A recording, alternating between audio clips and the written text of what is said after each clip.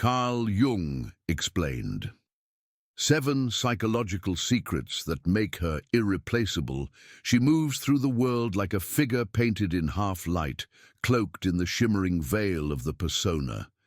This veil is neither mere disguise nor simple artifice, but a fragile, trembling membrane woven from the threads of social expectation, inherited roles, and the quiet compulsion to belong. It is a mask, yet also a threshold, a delicate boundary between the seen and the unseen, the known and the mysterious. The persona is the ego's creation, a crafted image designed to navigate the labyrinth of human interaction.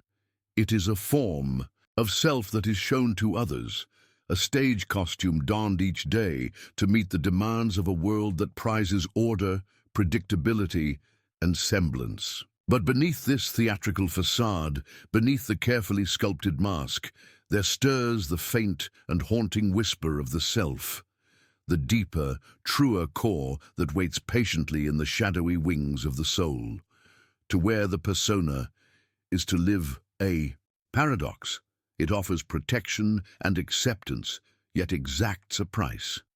It shelters the fragile inner being from the harsh winds of judgment and rejection, yet it can become a cage, a silken prison that muffles the voice of authenticity and dims the spark of spontaneous being. In this tension, the soul's quiet yearning unfolds, the desire to be seen not as a mask, but as a living, breathing presence.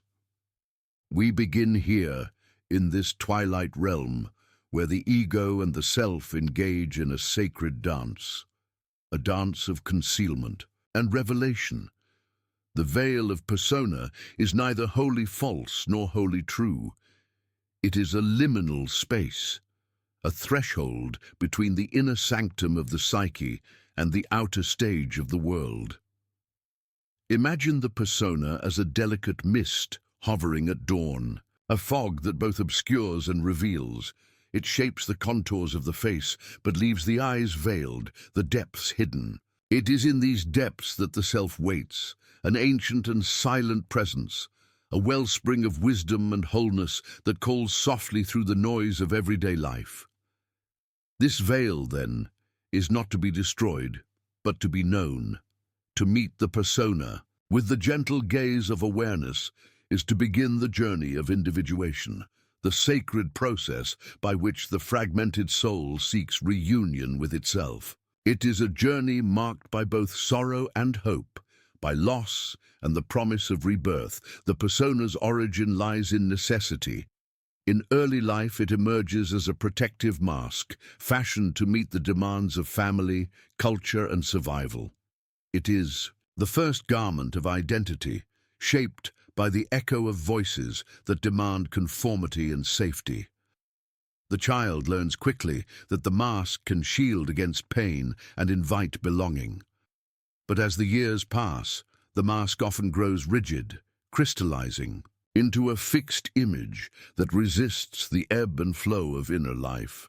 Yet the soul does not rest beneath this mask. It calls, it nudges, it weaves dreams and symbols that stir beneath the surface. In moments of solitude, in the quiet shadow of night, the self whispers through dreams and longings, reminders that the persona is but a mask, a veil, not the sum of her being. Consider the mask as a mirror held up to the world, reflecting not the fullness of the soul, but the parts deemed safe, acceptable, and necessary. It is a necessary illusion, but also a veil that can become a prison if mistaken. For the truth, behind the mask lies a silent landscape, a shadowed terrain of unspoken desires, fears, and forgotten potentials. This hidden terrain is the realm of the unconscious, the wellspring from which the self emerges. It is a place of mystery and paradox, where light and dark intermingle like the fading hues of twilight. To know the persona is to glimpse this twilight realm, to recognize the masks one wears, and to see what lies beneath. The journey beyond the veil begins with recognition. To see the persona as a mask is to create space for the self to breathe. It is the moment when the ego's constructed image falters, when the soul's quiet truth presses gently against the facade. This moment is both fragile and profound. It is the threshold of transformation, the silent doorway through which the soul steps toward wholeness. In this sacred pause, the mask slips, revealing the trembling humanity beneath, the tender, wounded and beautiful core that is at once vulnerable and infinite. To walk beyond the veil is to embrace paradox. It requires the courage to live with ambiguity, to hold the tension between who she appears to be and who she truly is. It calls for a deep surrender to the unknown, a letting go of fixed identities and familiar scripts. In this surrender, the self begins to emerge, not as a grand revelation, but as a quiet presence, like a flame flickering behind a translucent veil. It is the flame of authenticity, the light that cannot be extinguished by the demands of conformity or the fear of rejection. The persona, then, becomes a partner rather than an enemy. It remains a useful garment for social interaction, but no longer the sole definition of being. The veil is lifted not by force, but by gentle recognition, a compassionate seeing that honors both the mask and the soul beneath. This unfolding is the sacred work of individuation, the soul's pilgrimage from fragmentation to unity. It is a path marked by symbolic death and rebirth, by the dissolution of old identities and the emergence of a new, integrated self. Along this path, the shadow arises, the disowned parts of the psyche that the persona conceals. The shadow holds the key to the deeper self, containing both the pain and the potential of transformation. To meet the shadow is to descend further into the soul's hidden chambers, to confront the darkness that guards the door to wholeness. But before the shadow can be met, the veil of persona must first be acknowledged. To deny the mask is to deny the complexity of human existence, the necessary interplay of light and shadow, appearance and essence, surface and depth.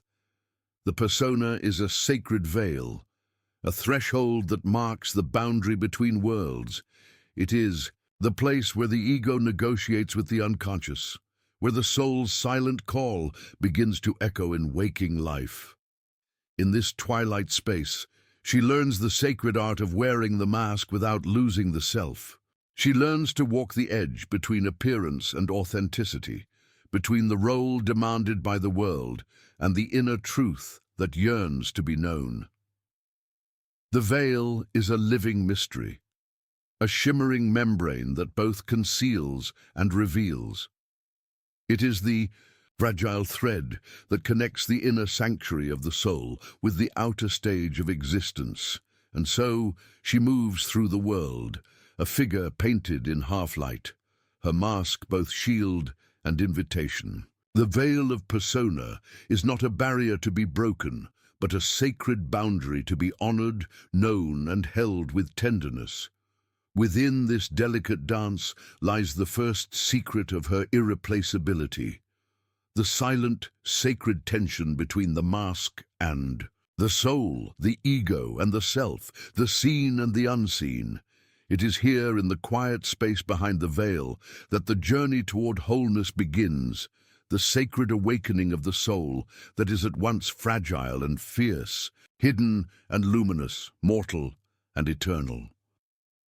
Beneath the quiet curve of her smile, a shadow stirs, a silent twin woven of forgotten fragments and unseen depths. It is the dark mirror held by the unconscious, a spectral reflection of all that she denies, fears, or has never dared to meet. This shadow, elusive and profound, carries the weight of her soul's hidden paradox, the secret fire that burns in silence beneath the veil of light. To know the shadow is to descend into the twilight of the psyche, where shapes dissolve and boundaries blur. It is a realm where fear and longing intertwine, where the soul's concealed truths whisper in the language of symbols and silence. Here, in this shadowed sanctuary, the journey begins. Not with conquest, but with tender acceptance. The shadow is no mere darkness to be banished. It is the wellspring of untamed power, the hidden reservoir of vitality and creativity that the ego fears yet cannot live without. Like the deep earth beneath winter's snow, it holds the seeds of rebirth, waiting for the gentle fire of awareness to kindle life anew. She stands at the edge of this inner night, hesitant yet drawn by an ancient call. The shadow beckons with the allure of mystery and the promise of wholeness, inviting her to look beyond the surface and embrace the full spectrum of her being. It is here that the soul's fire, long smouldering beneath layers of denial, is kindled into flame. The encounter with the shadow is a sacred rite of passage, a descent into the underworld of the self. It demands courage, for it reveals not only what is hidden, but also what is broken and wounded. In this revelation lies both peril and grace, a paradox as old as the mythic journey itself. As she gazes into the dark mirror, the shadow reveals its face, not as a monster to be feared, but as a guardian of truth and transformation. It is the altar where the fragments of the psyche are reunited, where brokenness becomes the crucible for healing and integration. This integration is the heart of individuation, the sacred process by which the fragmented self is reborn in wholeness. To embrace the shadow is to accept the fullness of one's nature, including those parts that have been cast into exile by the light of conscious awareness. In this acceptance, the soul's fire is stoked, and a new alchemy unfolds. The shadow, once a source of fear and repression, becomes a wellspring of strength and authenticity. It is the dark flame that illuminates the path toward true selfhood. The whispering shadow is a paradox, both fearsome and tender, destructive and creative. It is the night sky that holds the stars, the fertile darkness that nurtures the seed. To listen to its voice is to enter into a sacred dialogue between the known and the unknown, the seen and the unseen.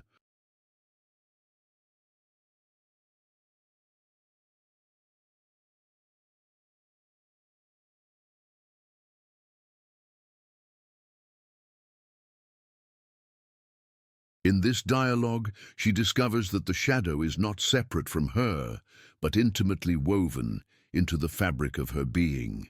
It is the hidden flame that warms the soul, the silent partner in the dance of life and death, loss and renewal. The journey into the shadow is also a journey into empathy and compassion, for it reveals the common humanity that binds us all. In embracing her own darkness, she opens the door to understanding the shadow in others, their pain, their struggles, their silent cries for wholeness. This expansion of consciousness transforms relationships and deepens connection. It dissolves the illusions of separation and invites a profound recognition of the soul's shared journey. The shadow's language is metaphor and symbol, dreams and myths. It speaks in images that transcend words, evoking the mysteries that lie beyond the grasp of rational thought. To engage with the shadow is to learn a new language, the language of the soul. This language unfolds in moments of silence and stillness, in the depths of reverie and reflection. It invites her to listen with more than ears, to perceive with the heart, and to respond with the whole being. As the veil between conscious and unconscious thins, the shadow's voice grows clearer, guiding her through the labyrinth of inner darkness toward the light of integration. It is a voice both ancient and new, the echo of ancestral wisdom and the spark of personal revelation. Through this sacred encounter, she begins to reclaim the lost parts of herself, weaving them into a tapestry of resilience and grace. The shadow's embrace becomes a source of empowerment, a foundation for authentic living. The journey is not linear nor swift. It unfolds in cycles of descent and ascent, loss and gain, death and rebirth. Each confrontation with the shadow reveals deeper layers and invites a fuller acceptance. In the sacred dance of psyche and soul, the shadow is both guide and challenge. It confronts her with the limits of ego and the boundlessness of self, urging a transformation that is both terrifying and liberating. The whispering shadow reminds her that beneath every mask, beneath every polished surface, there lies a terrain rich with mystery and potential. It is a place where she can meet herself in her entirety, light and dark, joy and sorrow, strength and vulnerability. To walk this path is to embrace the fullness of human experience, to honor the paradoxes that define the soul's journey. Is to accept that wholeness arises not from perfection, but from the courageous integration of all that she is. In this sacred process, the shadow's whisper becomes a song, a melody of healing, awakening, and profound transformation. It calls her to step beyond fear, to trust the unfolding of her own inner fire, and to emerge as a being made radiant by the alchemy of acceptance. Here, at the edge of darkness and light, the soul finds its flame, burning steady and bright, illuminating the path to wholeness and the irreplaceable truth of her being. She carries within her the eternal feminine, a presence ancient as the stars and as subtle as the wind's caress at dusk. This is the anima, the silent thread woven through the tapestry of her dreams and desires, the secret bridge that spans the chasm between conscious knowing and the numinous depths of feeling. It is not a role nor a mask, but a living pulse within her soul, a sacred current flowing beneath the surface, inviting her to the mystery of transformation. The anima is the soul's whisper of the feminine archetype, a presence that transcends gender yet speaks in the language of feeling, intuition, and connection. It is the vessel of creativity and the bearer of psychic renewal, the gentle fire that kindles the inner life. Within her, this flame flickers, sometimes bright and warm, sometimes hidden beneath layers of frost and shadow, but always waiting to awaken, to breathe life into her being. To journey into the anima is to enter a sacred alchemy, a mystical dance where opposites meet and merge. It is the union of the conscious and unconscious, the masculine and feminine within, the known and the mysterious. This alchemy unfolds slowly, like the opening of a chrysalis, where the self is reborn from the dark cocoon of unknowing into the radiant light of presence. She moves through this transformation like a pilgrim traversing an ancient labyrinth, her steps guided by symbols and dreams that pulse with meaning. The anima speaks in riddles and images, a moonlit lake, a winding river, the tender bloom of a night flower, each a metaphor for the unfolding mystery within. To listen to these whispers is to honor the sacred language of the soul. In dreams, the anima appears as a guide, a muse, a siren, or a silent companion. She may take many forms, sometimes a nurturing mother, sometimes a fierce warrior, sometimes a wild enchantress. Each manifestation reveals a facet of the inner feminine, a fragment waiting to be embraced and integrated. This inner presence is both deeply personal and profoundly universal. It is the collective pulse of femininity that flows through the unconscious of all human beings, a shared river of myth and meaning that connects the individual to the eternal. The anima is the alchemical vessel in which transformation brews, a sacred container where the base metals of ego dissolve and the gold of wholeness is forged. The path of anima integration is both delicate and demanding. It calls for a surrender to feeling, a willingness to inhabit the depths of emotion without resistance or judgment. Here, the psyche unfolds its layers like petals of a sacred flower, revealing both shadow and light, pain and beauty, loss and love. As she embraces the anima, the veil between her inner and outer worlds thins. The rigid boundaries of ego soften, and a new fluidity arises, an openness to mystery and paradox. She learns that the anima is not a possession to be controlled, but a living presence to be honored and loved. This presence breathes life into creativity, awakening the sacred pulse of connection, not only to herself, but to others and to the cosmos. Through the anima, she touches the deep wellspring of intuition, the subtle currents that guide her toward meaning beyond the surface of life. The anima's alchemy is also a journey of healing. It calls forth the wounded feminine within, the part that has been silenced, shamed, or forgotten, and invites it into the circle of wholeness. This healing is a sacred rebirth, a chrysalis unfolding that reveals the radiant soul beneath the scars. In this process, she encounters spiritual paradox. The anima is both the source of vulnerability and strength, both a quiet refuge and a wild force. She learns to hold these contradictions with grace, to live with the tension of opposites without collapse. This tension, Jung tells us, is the heart of enantiodromia, the turning of opposites into a new synthesis. The anima embodies this sacred paradox, weaving together light and shadow, life and death, longing and fulfillment into a living tapestry of transformation. Through the anima, she steps beyond the limitations of ego and enters the domain of the self, the center where all opposites find harmony. Here, the sacred pulse of connection beats steady, a rhythm that echoes through body, mind, and soul. This pulse is a call to creativity, not only in art or expression, but in the very act of being. It invites her to co-create with the mystery, to dance with the unknown, and to bring forth a life imbued with meaning and depth. The anima is the guardian of this sacred flame, the keeper of the inner altar where transformation occurs. It is a presence both gentle and fierce, a muse that inspires, and a guide that challenges. To walk with the anima is to walk a path of soulful rebirth, to weave the threads of inner feminine energy into the fabric of her being. It is to honor the eternal dance of life and death, loss and gain, silence and song.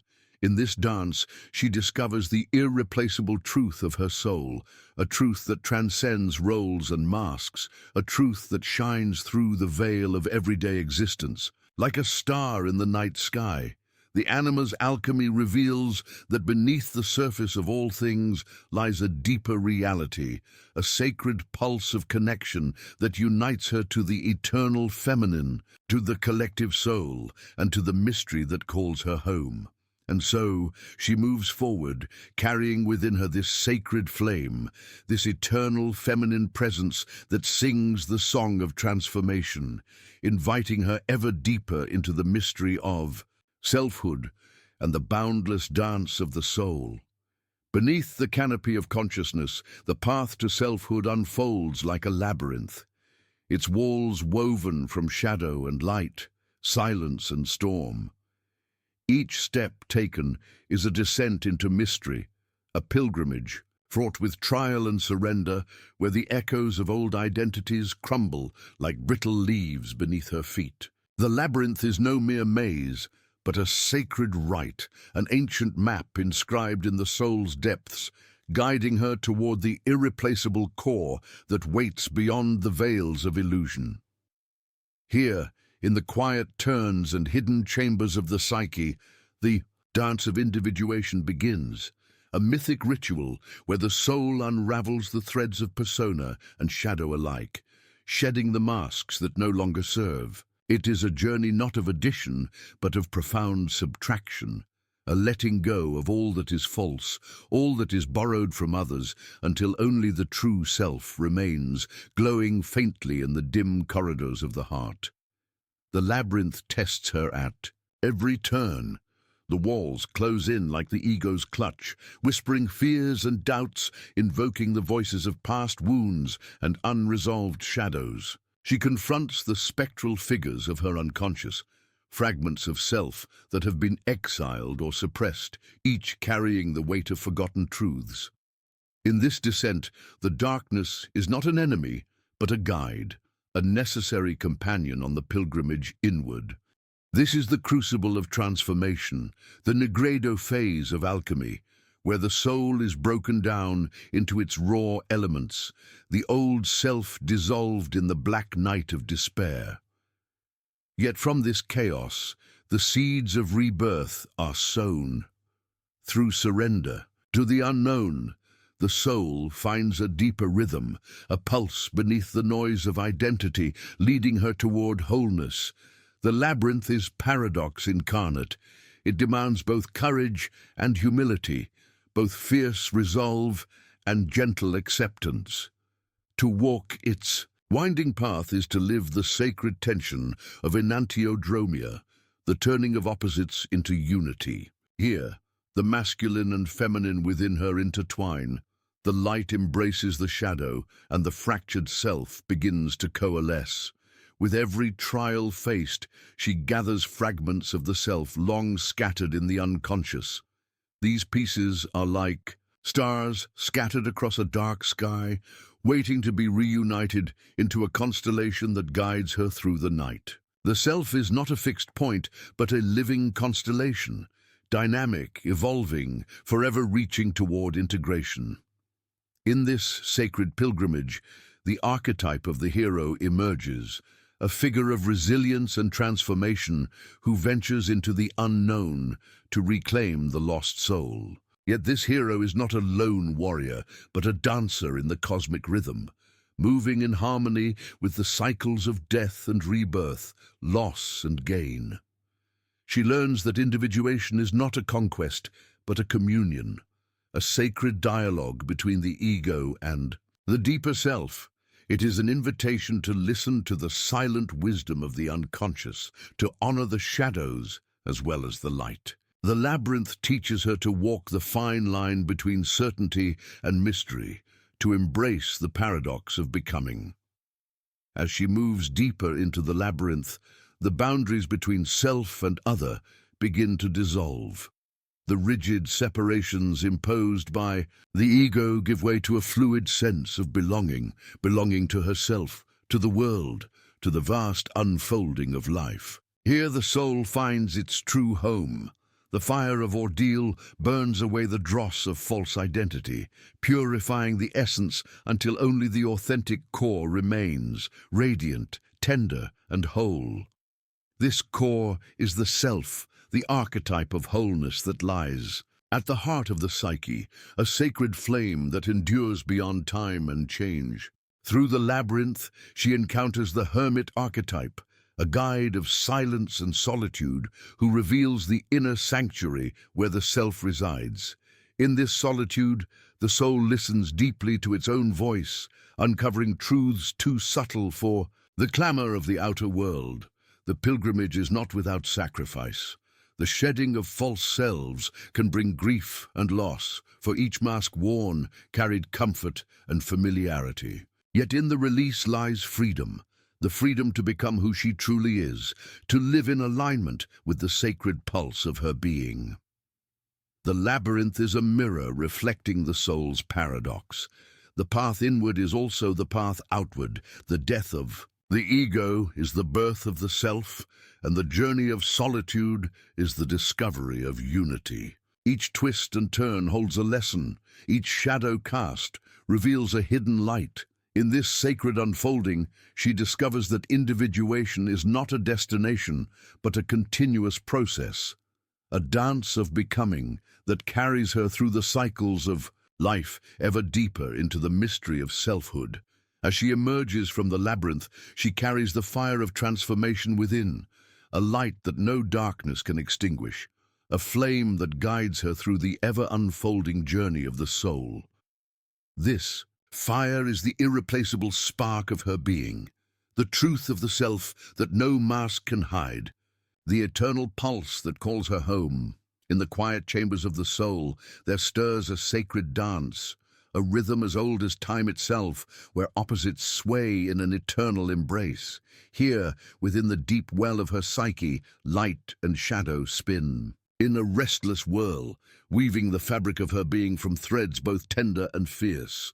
Love and fear, strength and vulnerability, courage and doubt, all are partners in this cosmic ballet, swirling toward a profound union that transcends the boundaries of duality. This is the pulse of enantiodromia, the turning of opposites into one another, a sacred alchemy where division dissolves and wholeness emerges. Like the hermaphrodite archetype of myth, she carries within her the paradox of existence, the simultaneous presence of contradiction and harmony. This eternal return is no mere cyclical repetition, but a deep, transformative process, a heartbeat of the self that never ceases, always unfolding, always renewing. The psyche's opposites, often at war within her, are not enemies but vital elements of her irreplaceable essence. In their tension lies the creative spark, the fertile ground from which new life arises. The dark that frightens is the shadow that calls her to courage. The light that blinds is the ego that must yield to deeper vision. Vulnerability, once feared as weakness, reveals itself as the source of authentic strength, the soft flame that refuses to be extinguished. Within this sacred polarity, resilience is born. The soul learns to bend without breaking, to flow without losing form, to hold paradox with open arms. Each turning of the wheel of opposites is a lesson in balance, a sacred invitation to embrace the full spectrum of experience without fragmentation or denial. This is the heart of individuation, the journey not to eliminate conflict, but to transform it into harmony. As she moves through life's cycles, the dance of enantiodromia guides her through the alchemical stages of nigredo, albedo, and rubedo, darkness, purification, and fiery rebirth. Each phase reveals new depths of integration, inviting her to descend into shadow and rise into light, time and again. The spiral of transformation is infinite, a sacred spiral stairway leading inward and upward, deeper into the mystery of selfhood. This turning of opposites echoes in the myths of old, the story of the phoenix rising from ashes, the union of sun and moon, the sacred marriage of anima and animus. It is the primal rhythm of creation, the pulse of life that beats within her veins. To embrace enantiodromia is to embrace change itself, the restless, sacred force that reshapes her, molds her, and ultimately frees her. In this sacred union, the soul discovers a profound truth, that irreplaceability is born not from perfection or purity, but from the courage to hold contradiction, to be both broken and whole, lost and found, shadow and light. The heartbeat of transformation is the dance of enantiodromia, a melody that calls her home to herself again and again. Here, in the depths of her inner world, she learns that the sacred tension of opposites is the source of her power, the alchemical fire that forges resilience, creativity, and freedom. The eternal return is not a trap, but a liberation, a constant unfolding of the irreplaceable self in the sacred dance of becoming. She stands now, poised between light and shadow, strength and vulnerability, love and fear, a living paradox, a radiant enigma. In this balance, she finds the sacred pulse of her essence, the timeless rhythm that guides her through the endless cycles of transformation. And so the dance continues, ever turning, ever weaving the tapestry of her soul, a testament to the power of opposites reconciled, a hymn to the eternal return of enantiodromia. Beneath the surface of her waking life, beneath the carefully woven threads of habit and identity, there lies a sacred silence, an invisible chrysalis, fragile yet potent. It is a place suspended between worlds, a liminal threshold where the old self unravels like delicate silk, and the promise of transformation stirs quietly in the shadows. This is the sacred pause, the hallowed space between death and rebirth, where time itself seems to hold its breath. Here within this chrysalis, she is neither the woman she once was, nor the self she is destined to become. She dwells in a twilight realm of uncertainty and potential, where the ego loosens its grip, and the unconscious begins to weave its deep alchemical work. The familiar masks fall away layer by layer, revealing the raw, unformed core beneath, the seed of the self waiting patiently for its awakening. In the stillness of this inner cocoon, the soul undergoes a sacred ordeal. Like the mythical phoenix, enveloped in flames, she is consumed by fire, an inner conflagration that both destroys and purifies. The chrysalis is no passive space. It is a crucible, a furnace of transformation where shadow and light intermingle in sacred union. The nigredo of dissolution gives way to the albedo of awakening, and the soul begins its slow ascent toward rubedo, the radiant rebirth. This moment of suspended becoming is both terrifying and holy. The known world slips away, and with it, the comfort of certainty. Yet within this void lies a deep well of potential, an uncharted wilderness where the self beckons like a distant star through the fog. The chrysalis holds the paradox of transformation. It is a place of both loss and promise, a death that births new life. She learns to dwell in this sacred uncertainty, to trust the invisible currents beneath her feet. Like the caterpillar surrendering to the dark, she yields to the process of inner alchemy, knowing that the slow unfolding cannot be rushed. The chrysalis is a teacher of patience, of surrender, of deep listening to the whispering voice of the unconscious. In this sacred pause, she encounters her shadow in new ways, not as an enemy to be vanquished, but as a vital companion on the path of becoming. The shadow's dark tendrils weave through the chrysalis, challenging and illuminating, urging her toward wholeness. The interplay of opposites, the enantiodromia she has begun to embrace, intensifies here, guiding her through the labyrinth of transformation. The chrysalis is also a place of deep solitude, a hermit's retreat where the soul turns inward. It is a time of quiet reflection and inner dialogue, where the self speaks in symbols, dreams, and subtle signs. She listens with reverence, attuned to the sacred language of the unconscious, knowing that here lies the blueprint of her rebirth. As the chrysalis ripens, the tension of transformation swells, a silent urgency that pulses like a heartbeat in the darkness. The soul prepares for emergence, for the moment when the fragile shell will break and the new self will take flight. This is the sacred rite of passage, the crossing of the mystical threshold where she is no longer confined by the past, but propelled toward the fullness of her becoming. In this liminal space, the eternal myth of death and resurrection unfolds anew. She walks the path of the alchemist, the initiate, the hero and heroine of her own story. The chrysalis is the sacred womb of transformation, where the soul is reshaped by fire and silence, by shadow and light, by the paradox of endings and beginnings. She stands now on the edge of the unknown, poised between the dissolution of what was and the unfolding of what will be. The chrysalis holds her in its tender embrace, a sacred crucible where the self is forged in the silent fire of transformation.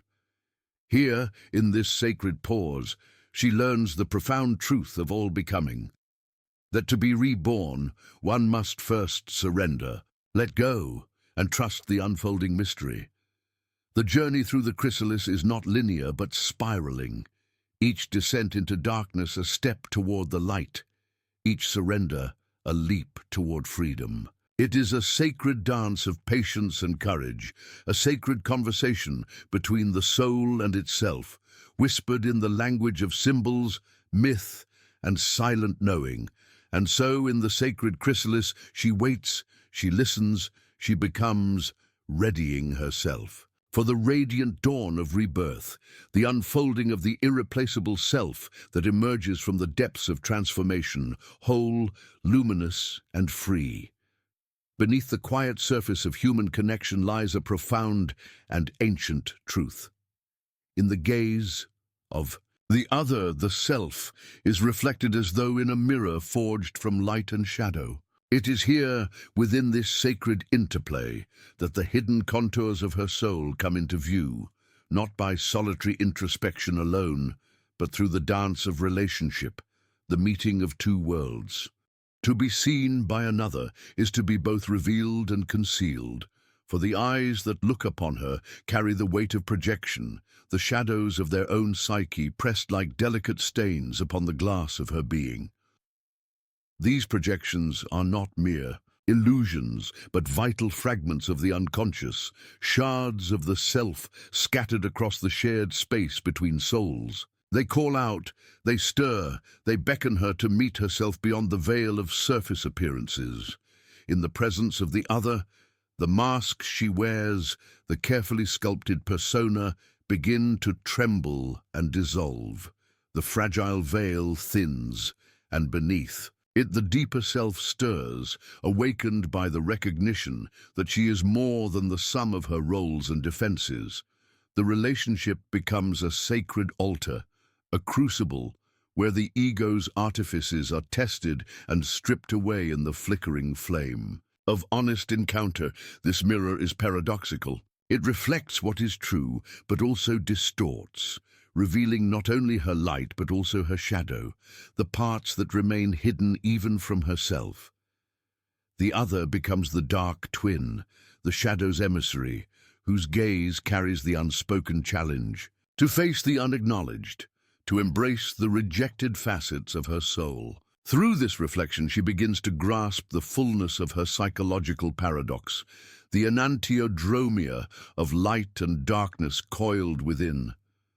Yet within this tension lies the possibility of deep empathy, the sacred space where two souls meet, not as separate islands but as converging rivers.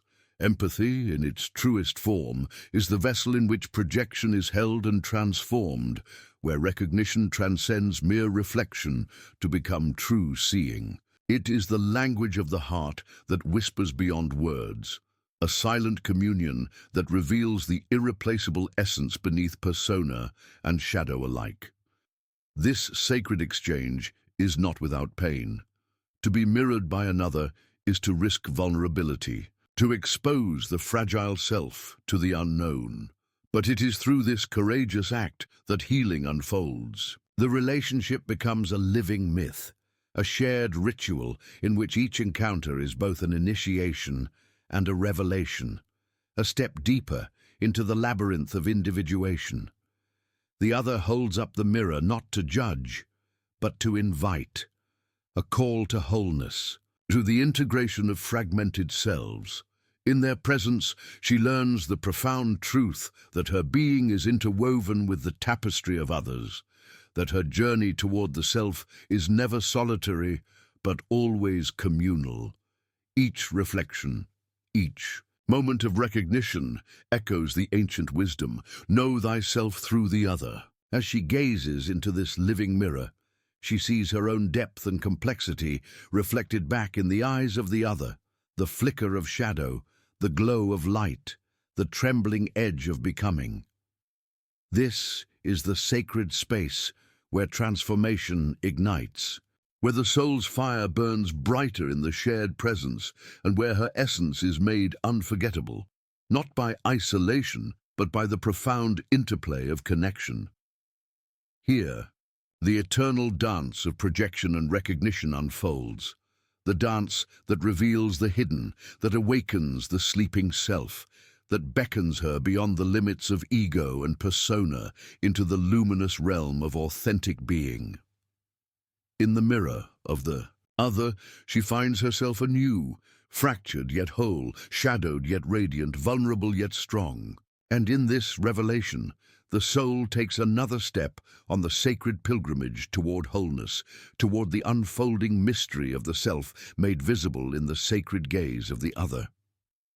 beneath the surface of her being, where shadows linger and echoes. Of past conformity still whisper, a fire kindles, quiet at first, like the faintest ember beneath ash. This flame is not born of vanity or rebellion for rebellion's sake. It is a sacred fire, ancient and eternal, burning with the fierce clarity of authenticity. It is the soul's unyielding call to be known in her whole, unmasked, raw radiance. To live authentically is to walk a path carved by courage. It demands a surrender to the inner flame, a refusal to be dimmed by the cold winds of fear or the heavy cloak of societal expectation. Like the mythic phoenix, she rises anew each day, her spirit ablaze with the rejection of falsehoods and the embrace of her irreplaceable truth. In this sacred flame, there is both rebellion and grace, two sides of the same coin, spun by the hand of the self. The ego, that clever architect of persona, often urges her toward masks of safety, those crafted facades that shield her from judgment, rejection, and loneliness. But the fire within knows a different language. It speaks of vulnerability as strength, imperfection as beauty, and singularity as power. This flame illuminates the shadow's dark corners, inviting integration rather than denial, transformation rather than stagnation. Authenticity burns with paradox. It is at once tender and fierce, a delicate yet unbreakable thread weaving through the fabric of her being. It demands the courage to say no to the world's illusions and yes to the trembling, imperfect, sacred self beneath. This is the fire that kindles individuation, the journey beyond the ego's confines toward the full, radiant self. In the night of uncertainty and conformity, this flame becomes her guide, a beacon that pierces the fog of illusion and the heavy silence of denial. It is the light by which she sees her true shape, not as the world demands, but as the soul decrees. The fire of authenticity is a sacred rebellion against the collective dream of sameness, a luminous refusal to be swallowed by the anonymity of the crowd. Each spark of this fire is an act of creation and liberation. It is the alchemical flame that transmutes the leaden weight of fear into the gold of self-acceptance. It reveals the power of vulnerability, the willingness to be seen, to falter, to embrace the sacred chaos of being alive. In this dance of light and shadow, she finds her true strength, the irreplaceable essence that no mask can contain or suppress. The fire burns through the veils of doubt and silence, awakening the eternal self that dwells within the labyrinth of the psyche. It is the sacred flame that kindles her inner temple, where the self and shadow converse, where the persona dissolves and the authentic soul rises like a sun at dawn. To live in this fire is to embrace the sacred paradox of existence, to be fierce and gentle, broken and whole, known and mysterious. It is to walk boldly into the unknown, carrying the torch of truth that no darkness can extinguish. This is the dance of the authentic spirit, a dance that renders her utterly irreplaceable, a unique constellation of light in a sky often clouded by masks. Her authenticity is not a destination, but a continual becoming, a sacred flame that burns brighter with each act of courage, each moment of surrender to the self. It is the gift she offers the world, the song of her soul echoing through the corridors of time, a timeless flame that invites all who witness it to awaken their own inner fire.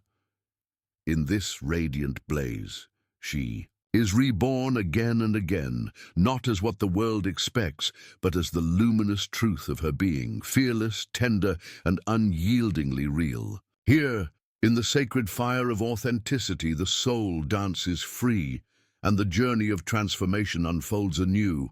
In the stillness beyond thought, beyond the clamor of ego's restless claim, there arises a song, ancient as the stars, quiet as the breath that moves between worlds. It is the song of the self, the primal melody that weaves through the fabric of her being, gathering fragmented notes into a symphony of wholeness. This is no mere tune of the mind, but the harmonic convergence of every shadow and light, every pain and joy, every hidden fragment that once lay scattered in the deep chambers of her soul. The ego, with its sharp edges and confident voice, often tries to claim dominion, speaking in certainty, dividing the world into what is I and not I. But the self, oh, the self, transcends these dualities. It is the cosmic melody where all opposites find their place, where the discord of conflict softens into the peace of integration. The self sings not only to be heard, but to be felt, vibrating in the silent spaces between heartbeats, guiding her toward the luminous center where all contradictions dissolve. This song is the sacred axis of individuation, the soul's pilgrimage toward unity. Like Orpheus descending into the underworld, she listens deeply to the echoes within, drawing forth the notes buried in shadow and silence. Each note is a part of her story, fear, longing, love, despair, woven into a tapestry of transformation. The song calls her beyond the mask of persona, beyond the exile of the shadow, inviting her into a dance with her own deepest truth. In this melody, time collapses. Past and future entwine with the present, and the fragmented self, once broken by pain, loss, and disillusionment, finds itself gathered, folded gently into a new form. This is symbolic death and rebirth, the self's sacred rite of passage through dissolution into radiant emergence. The song carries her through the labyrinth of her unconscious, where myth and psyche merge, revealing the archetypes that shape her journey. The self's song is a cosmic hymn, a bridge between the personal and the universal, the finite and the infinite. It is the voice of the eternal, feminine and masculine, the anima and animus entwined in sacred union. This inner music flows like a river beneath the surface, unseen but deeply felt, a pulse that sustains the essence of her being amid the shifting tides of life. To hear this song is to embrace the paradox of existence, the unity of opposites, the dance of light and shadow. It is the revelation that wholeness is not perfection, but the acceptance of all that is within. In this harmony, wounds become wisdom, silence becomes voice, and fragmentation becomes a constellation of stars lighting the night sky of her soul. The self sings with a voice both fierce and tender, calling her home to herself. It invites her to shed the weight of persona's illusion and to step fully into the sacred mystery of being.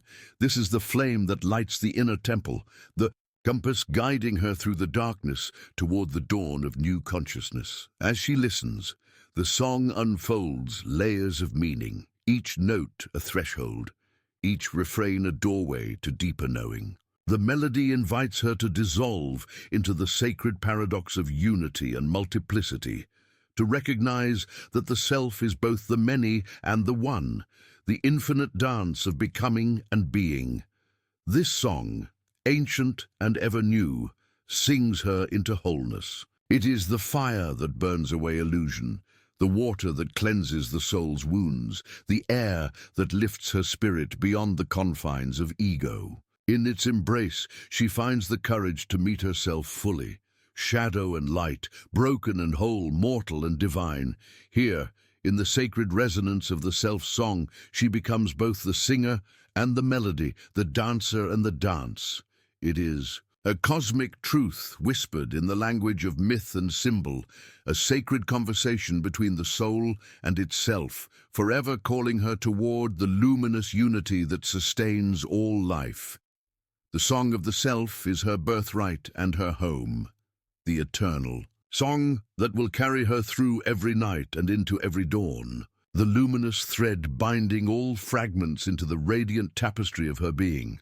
In the quiet spaces between moments, where time seems to pause and the soul listens, there unfolds the eternal dance, an ancient choreography between fate and free will. Like twin threads weaving through the loom of her life, destiny and choice intertwine, forming patterns both mysterious and sacred. This dance is neither a rigid script nor a chaotic improvisation. It is the sacred paradox that pulses at the heart of her being, the place where surrender and will meet in a tension both fragile and fierce. To understand this dance is to step into the labyrinth of the psyche, where the ego's desire for control meets the deeper currents of the unconscious. The ego, sharp and vigilant, seeks to grasp the reins, to steer the course of life with certainty and purpose. Yet beneath this striving lies a deeper truth, the recognition that some forces are beyond command, swirling like shadows in the depths, shaping the contours of her journey in ways unseen. Fate, that silent weaver, moves with the inevitability of night following day. It is the mythic thread spun by the fates themselves, those ancient archetypes who measure, cut, and weave the tapestry of existence. Fate is the darkness into which she is born, the ground upon which her story takes root. It is not cruel or arbitrary but profound, a sacred framework within which freedom can emerge. But freedom, true freedom, is no absence of boundaries. It is the courageous choice to dance within the circle, to embrace the paradox of being both shaped and shaper. Free will is the fire she carries within, the flame that burns against the vast sky of destiny. It is the voice of her authentic self, rising above the chorus of collective expectation and inherited scripts. This sacred paradox, between what is given and what is chosen, is the alchemy of her becoming. To surrender is not to yield passively, but to open the hands that grasp too tightly, to trust the unfolding mystery of the self. To will is not to dominate, but to align her deepest desires with the currents of the soul, to choose in harmony with the hidden patterns that guide her toward wholeness. In this dance, every choice is a thread of light woven into the dark fabric of fate. Each decision, small or great, echoes beyond the present moment, rippling through the unconscious like a stone cast into a still lake. The self, wise and ancient, watches this dance with compassion, recognizing that even the illusion of control holds a gift, a mirror reflecting the courage and creativity of her spirit. The tension between fate and free will reveals the limits and the possibilities of the human condition. It teaches her humility, reminding her that she is not the sole author of her story, yet it also ignites her power, affirming her role as co-creator of her destiny. This is the sacred dance of enantiodromia, the coming together of opposites, the reconciliation of light and shadow that births transformation. Like the hero of myth, she must navigate the paradox with grace, learning when to yield and when to act, when to listen and when to speak. This is the art of living, the spiritual practice of presence and choice that shapes her soul's pilgrimage. The labyrinth of fate and free will is not a cage, but a dance floor, where the music of the self calls her into movement. As she steps into this dance, she becomes aware of the delicate balance between the known and the unknown, between her will and the whisper of the cosmos. Each step is both an act of surrender and a declaration of freedom, a paradox held in the sacred tension of being. The dance itself becomes a metaphor for her journey toward individuation, the unfolding of the self in all its complexity and grace. In the alchemy of choice, she finds her irreplaceable essence, not because she controls all outcomes, but because she chooses with awareness, embracing both the mystery of fate and the power of her will. This is the sacred sovereignty of the soul, the ability to shape the narrative of her life while honoring the invisible threads that guide her.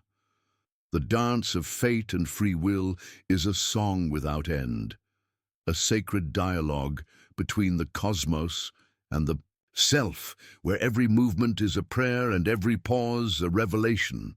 It is here in this eternal dance that she claims her place in the great unfolding, a singular, luminous being, forever weaving her story into the fabric of existence. The sacred wound is not merely a mark of suffering, it is a threshold, a gateway carved deep within the landscape of her soul. It is here, in the rawness of vulnerability, that the veil between self and other thins, and the pulse of the collective heart, becomes her own.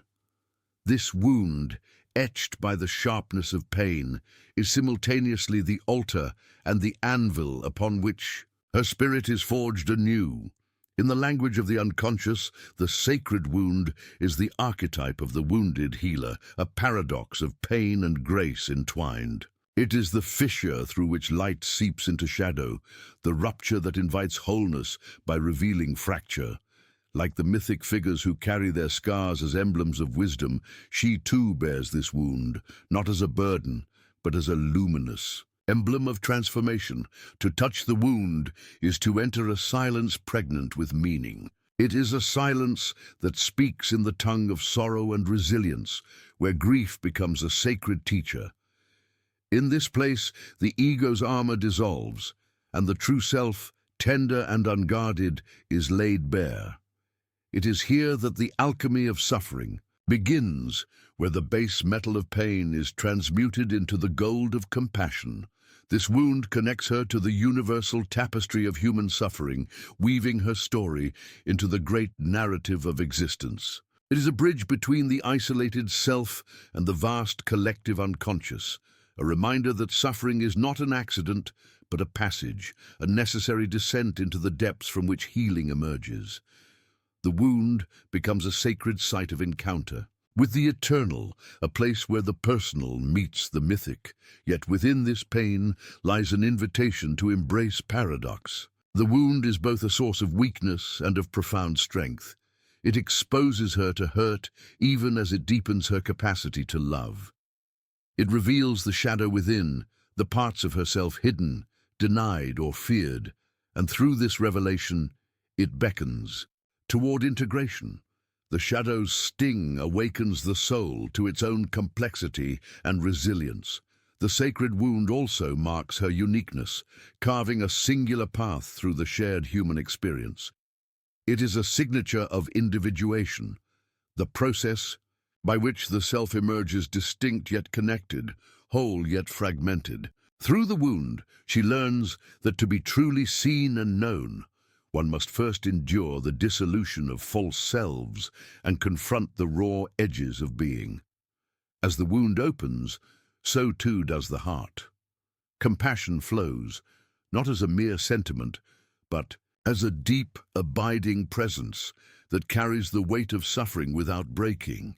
This compassion extends beyond self, embracing the world in its imperfect beauty. It is the healing force that arises from recognizing oneself in the other, that sacred recognition that binds all beings. In this sacred vulnerability, she discovers the paradoxical power of surrender, a yielding that is not defeat, but a profound act of courage. To surrender to the wound is to embrace the fullness of her humanity, to allow the pain to speak its truth, and in doing so, to awaken to a deeper wisdom. This is the sacred conversation between the soul and its own depths, where healing is not the erasure of pain, but its transformation. The wound is also a symbol of resurrection, echoing the mythic cycles of death and rebirth that thread through the collective unconscious. Like the phoenix rising from ashes, she emerges from her suffering renewed, her spirit kindled by the fire of pain, yet unconsumed by it. The wound is a chrysalis, a liminal space where old selves perish and the self is reborn. To carry the sacred wound is to carry a light that cannot be extinguished. It is the flame of authenticity that burns through illusion, the beacon that guides her through the darkness of doubt and despair. This light, born from suffering, illuminates the path of the soul's pilgrimage, calling her ever onward toward wholeness. In the quiet depths of her being, the sacred wound sings a song of resilience and grace, It tells of the timeless dance between shadow and light, pain and healing, death and rebirth. Through this song, she recognizes the eternal rhythm of life itself, the sacred heartbeat that sustains her essence and weaves her story into the infinite tapestry of existence. This is the gift of the sacred wound, a paradox of suffering that births compassion, a mark of pain that heralds transformation, a portal through which the soul passes to emerge whole, radiant, and irreplaceable. Here, in this sacred space, she stands at the threshold of her own becoming, embraced by the mystery of the self and the vastness of the collective soul. The world teaches her to chase tomorrow's promise, yesterday's echo, the vanishing horizon, but there is a deeper wisdom, ancient and unshakable, that waits not in pursuit but in stillness. It hums quietly at the center of her being like an ember that never dies. Her presence is this flame, eternal, warm, and undisturbed by the winds of time. She was not born to hurry. She was not shaped to bend endlessly toward what lies beyond her reach. In the hush between breaths, in the simple act of being, she becomes the very mystery the world seeks to possess. Presence is not passive. It is the fiercest form of aliveness. It is the soul's way of saying, I am here. To live from presence is to touch the eternal in each moment, not the endless scroll of time, but the vertical depth of now, a sacred axis where all things converge. In this presence, she does not simply pass through time, she deepens into it. Like a tree whose roots plunge silently into the dark earth, she anchors herself in what is.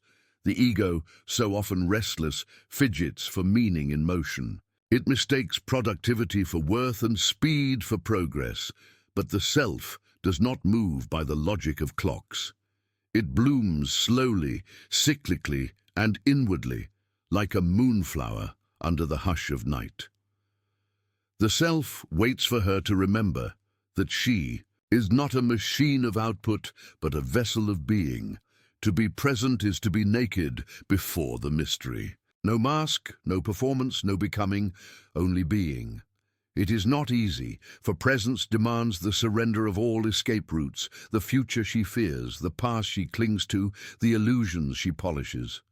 To be here, fully, vulnerably, now, is to lay herself at the altar of the infinite, and yet in this surrender she finds power, the kind not forged in effort, but discovered in silence. She radiates without striving. Her eyes do not seek to conquer, but to witness. Her voice does not shout to be heard, but carries a quiet gravity that draws others near. She becomes magnetic not because she tries, but because she simply is. This is the paradox the modern world forgets, that presence is not the absence of doing, but the fullness of being. It is not the lack of direction, but the unwavering alignment of soul and step. When she walks in presence, each movement becomes a prayer, each word a hymn, each gaze a mirror into eternity. In the ancient myths, goddesses did not hurry. They sat by sacred wells, they tended fires, they listened to dreams. Their power was not in control, but in communion, with the earth, with time, with the pulse of what lives beneath appearances. So too she is being called, not to manage her life like a task list, but to dwell within it like a temple. Presence is the alchemical center of individuation. It is the moment when she no longer needs to perform for the world, nor rebel against it. She has faced the shadow, danced with the anima, wept in the chrysalis, and stood in the fire. Now she returns to herself, not to fix or prove, but to dwell. And in this dwelling she becomes whole. Carl Jung once said, "Who looks outside dreams, who looks inside awakes." In presence she awakens, not in flashes of enlightenment, but in the soft returning to herself. She is no longer an exile from her own soul. She comes home, not in grand arrivals, but in the ordinary miracle of attention. The present moment is the only place the self can be known. The ego remembers or anticipates. The self emerges now, like the scent of rain on dry soil, sudden and unmistakable. In this moment, all things are possible, not because they can be controlled, but because they can be met. When she is present, the world reveals itself in layers. A breeze becomes a whisper, a silence becomes a sanctuary, the lines on her hands become a map of soul memories. Even pain, when met without resistance, becomes luminous, revealing not just wounds but windows. Presence is the root of compassion. When she is present with herself, she no longer judges her wounds but holds them. She no longer edits her emotions, but listens. She sees herself not as a problem to solve, but as a story to love. In this stillness, she becomes her own witness, and in witnessing she heals. It is not detachment, but intimacy that true presence brings. Intimacy with her breath, with her longing, with the part of her that still aches and hopes and wonders. The mind may seek conclusions, but the soul seeks communion. Presence gives her this communion, an unbreakable thread to the sacred. She need not perform clarity to be worthy. She need not force joy to be radiant. Presence allows all states, the grief, the doubt, the wonder, to arise and pass without shame.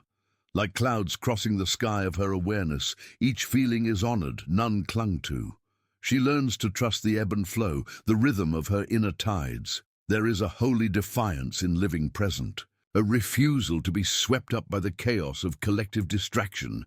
She says no, not in bitterness, but in reverence. No to the noise that steals her attention, no to the hustle that fractures her soul. She turns instead toward stillness, not as escape, but as sanctuary.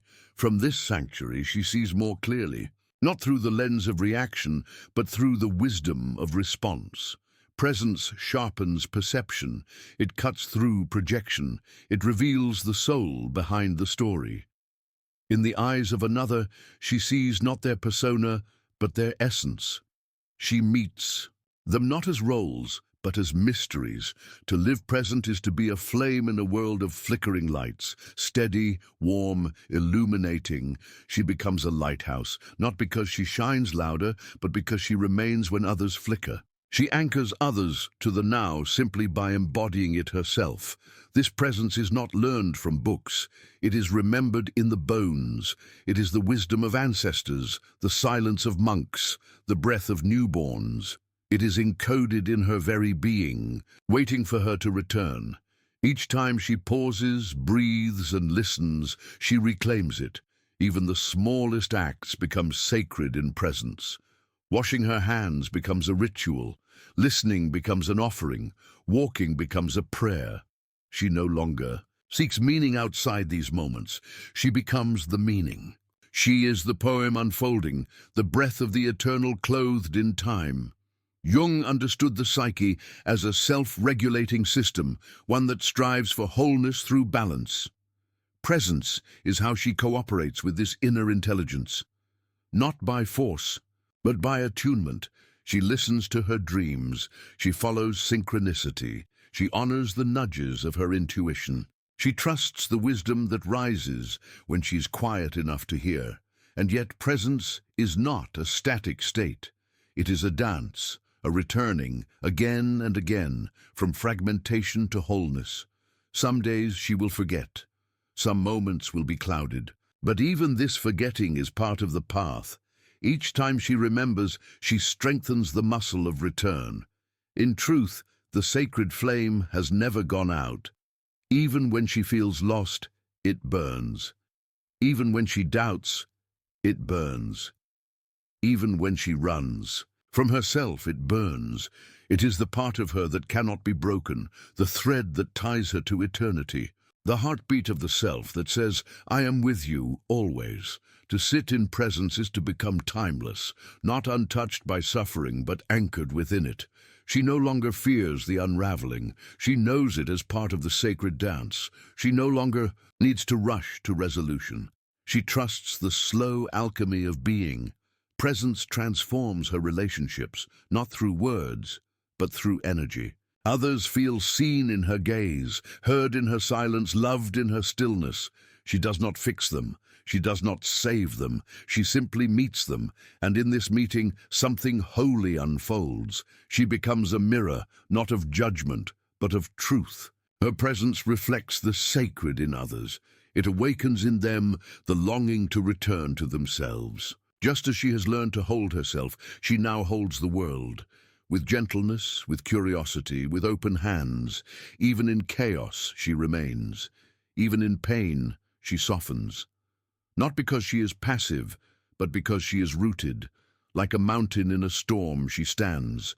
Not in resistance, but in depth. Her power is not in force, but in presence. This is her legacy, not a list of accomplishments, but a way of being. Not what she did, but how she was. Not what she achieved, but how she radiated. Her presence is the eternal flame that touches, lives long after the moment has passed. One day the world will forget her name, but not her presence, for presence leaves a scent on the soul, a resonance that echoes in the silence. In a world addicted to noise, her quiet aliveness will become myth. They will speak of her not as a woman who tried, but as a flame that lived. So she returns again and again to the breath, the body, the now. She stops chasing, she stops proving, she begins being. And in that being she remembers.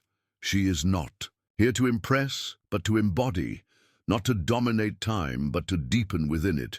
She is the flame, eternal, unrushed, unshakable, radiating from the quiet core of her presence. She does not burn out. She burns through, illuminating all that is real, and in that stillness she becomes irreplaceable. There is a silence that comes not from absence, but from fullness, a stillness that is not empty, but whole. She stands now within it, not as the woman who first began, but as the one who has returned. The circle is complete. Yet completion in the language of the soul is not a finish line. It is a return, a spiraling back to the center, deeper each time, truer each time. The road behind her is not straight but mythic, a labyrinth of shadow and flame, descent and resurrection, forgetting and remembering, and now here she meets herself again. Not the self she performed, nor the self she feared, but the self that always was, luminous, sovereign, indivisible. This is the treasure hidden in the cave she once avoided. This is the phoenix rising from the ash of all she was willing to let die. She does not emerge untouched. No, she is marked, etched by every loss, every unraveling, every sacred wound. Her soul wears the fingerprints of transformation. The cracks in her heart have become windows. The ache she once hid now radiates. Wisdom.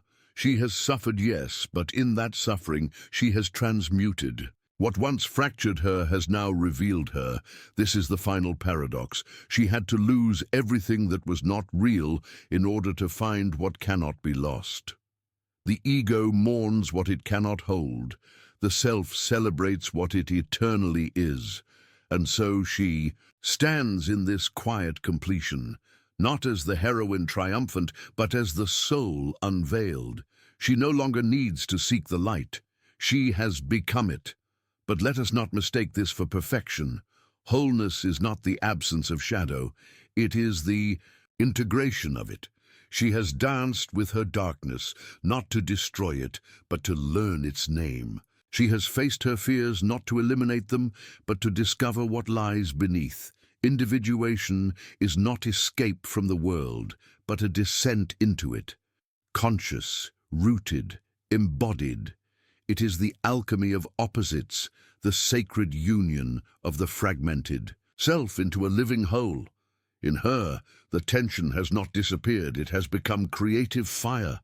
The opposites no longer wage war. They court each other. This Carl Jung understood deeply, that the goal of the soul is not goodness, but wholeness. And wholeness means inclusion of the wound and the gift, the rage and the grace, the wildness and the wisdom. She carries them, all now. She is no longer afraid of being too much, no longer ashamed of being too little. She has dissolved the illusions of enough. There is no such scale in the eyes of the eternal. There is only presence, there is only being. And in this final turn of the spiral, something ancient stirs in her, a memory not from childhood, but from soulhood. The remembrance of who she has always been beneath the layers, like a river remembering its source after many twists and turns. The myths call this moment the return. Odysseus to Ithaca, Inanna from the underworld, Psyche to Eros, but it is never a simple return.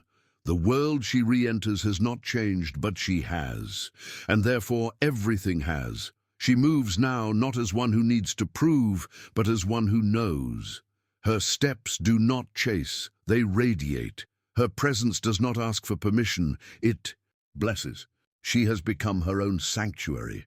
What was once a battlefield within her is now a circle, a mandala of sacred elements, each with its place, each with its rhythm. She no longer denies her hunger, her sorrow, her longing. They are no longer flaws. They are sacred threads in the tapestry of her wholeness. Wholeness is not a fixed state, it is a relationship, a living communion between her human and her divine, between her longing and her fulfillment, between her becoming and her being. She does not need to escape the mundane to touch the sacred. She has learned to see the sacred within the mundane. A candle's flicker, a hand on her chest, the trembling before truth.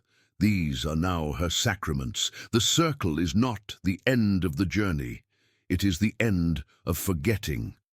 She remembers now that she was never broken, only buried, never lost, only layered. Her soul, like a pearl, formed through pressure and time. Now uncovered, it glows, not with the light of effort, but with the essence of being. She has reclaimed the forgotten feminine, not in softness alone, but in strength, not in submission, but in sovereignty. She is not a figure of perfection, but of presence. She is not an ideal, but a truth. She no longer confuses love with performance. She no longer fears being alone. She no longer waits for the world to tell her who she is. She listens inwardly, and the voice she hears is clear and ancient. You are whole. In the deep waters of her psyche, she is no longer afraid to swim. She does not fear what rises. She meets it. She does not repress the shadow. It has become her guide. She does not armor herself with persona. She wears her soul like skin. And this is the quiet revolution, to return to the world unmasked, to meet life not as an actor but as an oracle, to walk among others not above or below, but as a mirror of their own buried wholeness. She becomes a living symbol of what is possible when we descend, when we die to what is false, when we endure the unknown and emerge as truth embodied. Even now the ego murmurs, "Is this the end?" But the soul smiles. There are no endings, only thresholds. The circle is complete, yes, but every circle contains a doorway. What ends in form begins in mystery.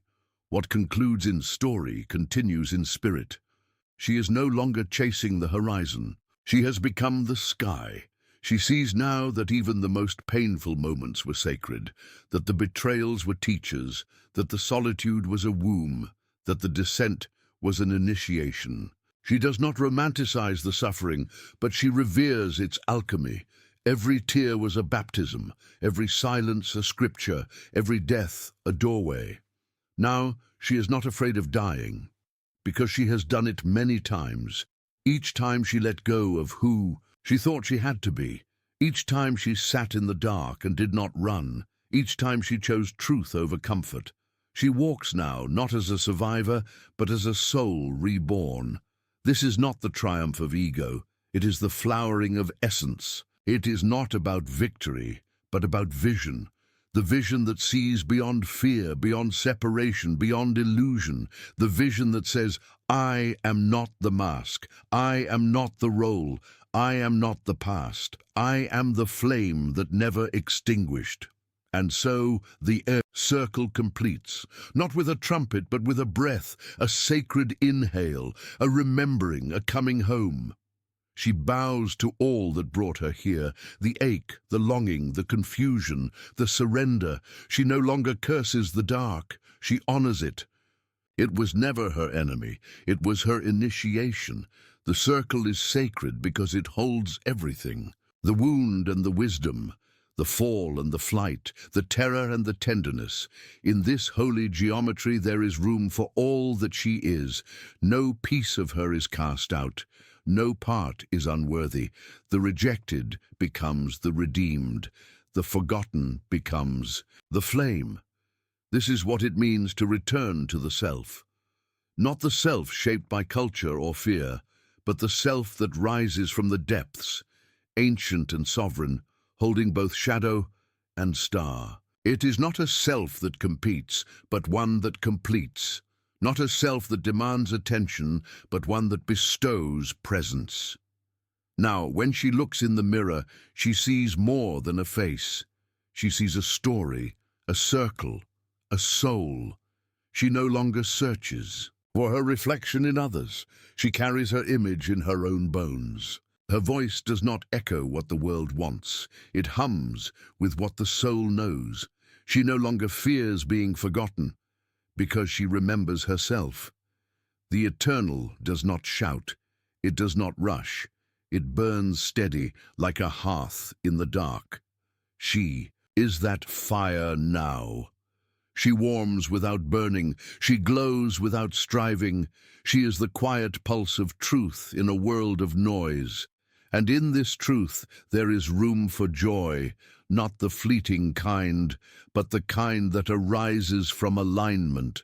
The joy of belonging to oneself, the joy of no longer running, the joy of sitting in stillness and finding it holy.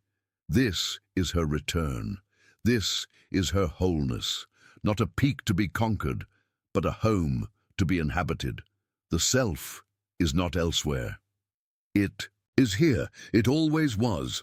And so the journey spirals inward and outward, forever and again. She walks now not as the seeker, but as the embodiment of what she once sought.